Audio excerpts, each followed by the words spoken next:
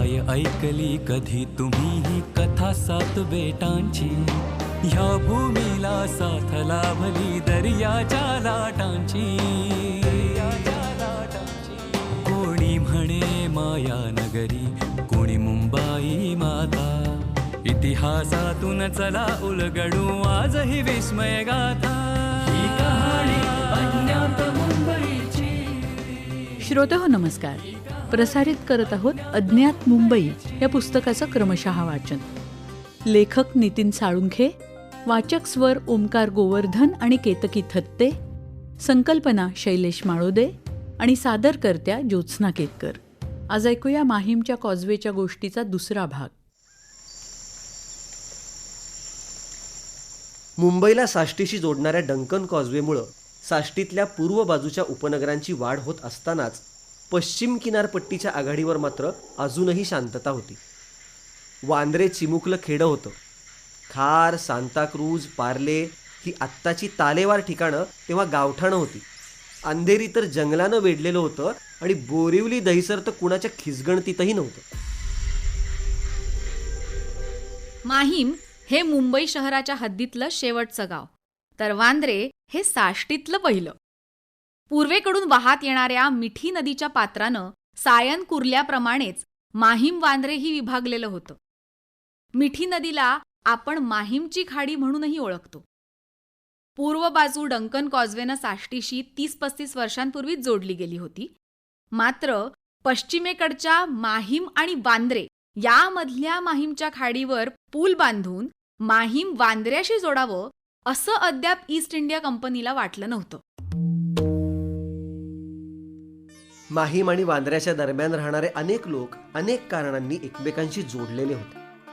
काही माहीमकरांची शेतीवाडी वांद्र्यात होती, तर काही वांद्रेकरांची माहीमात. अनेकांचे एकमेकांशी नातेसंबंध होते.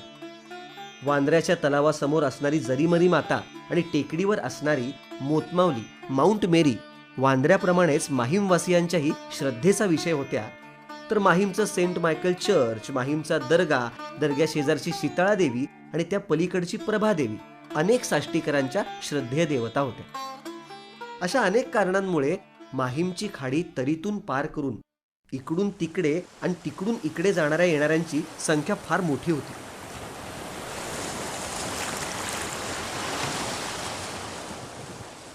माहीमची खाडी आता नजरेला पडते तशी रोड नव्हती. चांगलं लांबरुंद आणि खोल पात्र होतं तिचं.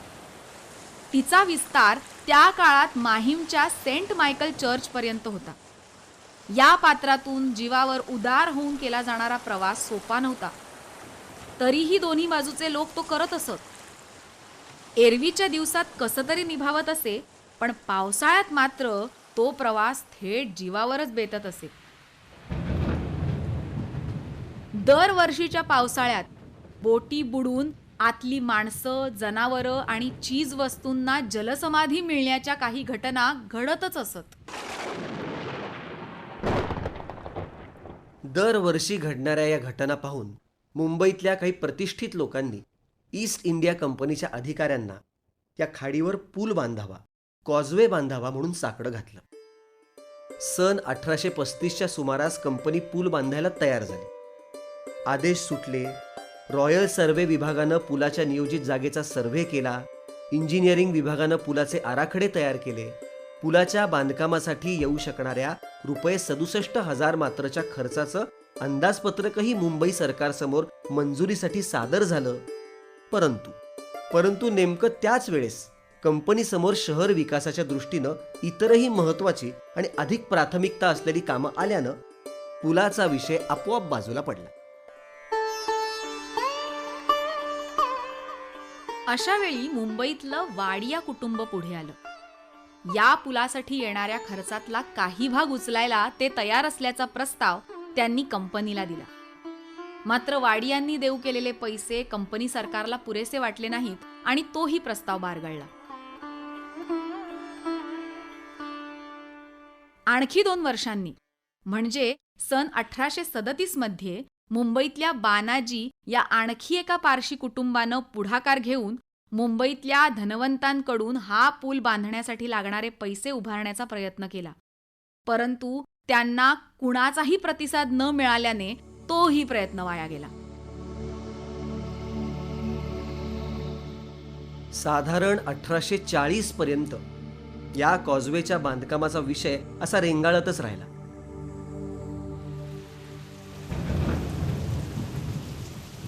1841 सालचा पावसाळा सुरू झाला. मुसळधार पाऊस आणि नेमक्या त्याच वेळी आलेल्या भरतीतून माहीमहून प्रवासी, गाईगुरं आणि भाजीपाला घेऊन वांद्र्याच्या दिशेनं एक मोठी बोट निघाली होती. खाडीच्या मध्यावर जाईपर्यंत सगळं आलबेल होतं.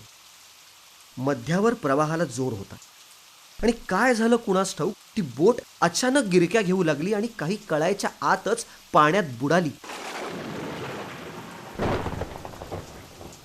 काही प्रवाशांनी पोहून आपला जीव वाचवण्यात यश मिळवलं, पण 15 प्रवासी आणि गाईगुरांना मात्र जीव गमवावा लागला. त्या हंगामातली ही पहिलीच दुर्घटना सर्व मुंबईकरांच्या जीवाला चटका लावून गेली. या घटनेवर त्यावेळच्या वर्तमानपत्रांनी जोरदार आवाज उठवला.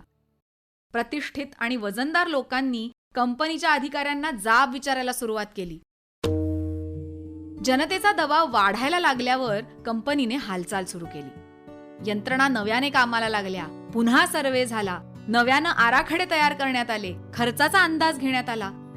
सन 1835 साली या कॉजवेच्या बांधकामाला येणार असलेला 67,000चा खर्च यावेळी 1.5 पटीने वाढून जवळपास लाखभर रुपयांच्या आसपास जाऊन पोचला होता. यावेळी मात्र कॉजवेचं बांधकाम सुरू होईल अशी चिन्ह दिसत असतानाच पुन्हा माशी शिंकली. पूर्वीसारखंच ऐनवेळी ईस्ट इंडिया कंपनीच्या अधिकाऱ्यासमोरच्या प्राथमिकता बदलल्या आणि कॉजवेचं बांधकाम थंड बस्त्यात गेलं. माहीमच्या खाडीवरच्या कॉजवेच्या बांधकामासाठी सरकारच्या पातळीवर असलेली निष्क्रियता, त्यामुळे लोकांना नाहक गमवावे लागणारे जीव, यामुळे व्यथित झालेलं एक पारशी कुटुंब हा सगळा खेळ लांबून पाहत होतं.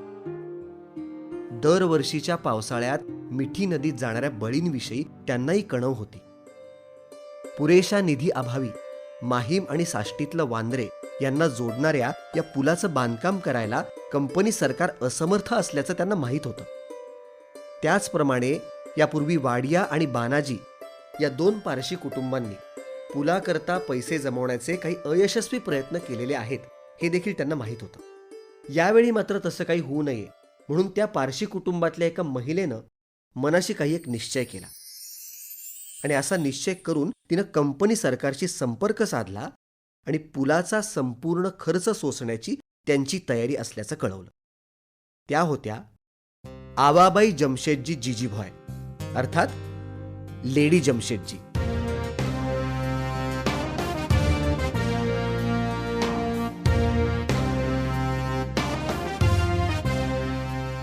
अज्ञात मुंबई. आज आपण ऐकत होतो माहीमच्या कॉजवेच्या गोष्टीचा दुसरा भाग. उद्या आपण ऐकणार आहोत याच गोष्टीचा पुढचा भाग. ऐकत रहा अज्ञात मुंबई. लेखक नितीन साळुंखे, वाचक ओमकार गोवर्धन आणि केतकी थत्ते. शीर्षक गीत समीर सामंत. शीर्षक गीताचं संगीत सुखदा दापके. गायक मंदार पिलवलकर. ध्वनी प्रभाव परीक्षित भातखंडे. निर्मिती सहाय्य रोहिणी पाटील आणि क्षितिजा सहकारी. संकल्पना शैलेश माळोदे आणि सादरकर्त्या ज्योत्स्ना केतकर. बेटगाव अन नगर शहर ते महानगर बनताना कधी कुणी यन कधी कुणी कसे कष्टले ही मुंबई घडताना. चला पाहूया काही कुणाच्या कथा सांगतील आता. इतिहासातून चला उलगडू आजही विस्मय गाथा. ही कहाणी अज्ञात मुंबईची.